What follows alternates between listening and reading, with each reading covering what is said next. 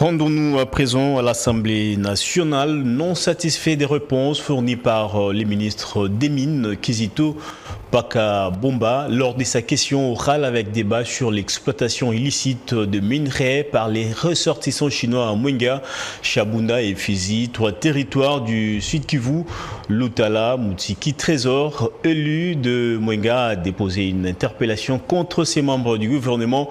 Conformément à la procédure parlementaire, le ministre des Mines sera de nouveau convoqué devant les élus du peuple pour discuter de ces dossiers qui a suscité un vif intérêt parmi les représentants du peuple. D'été avec Michel Isako.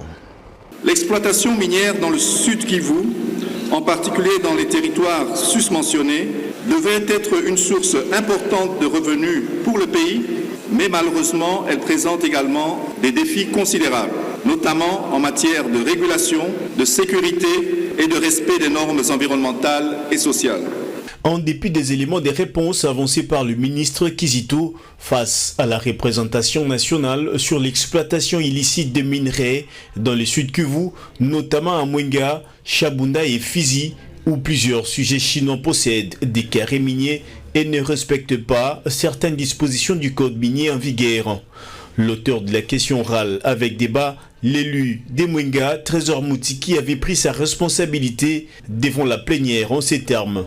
Je suis très déçu des réponses de M. le ministre des Mines ici présent.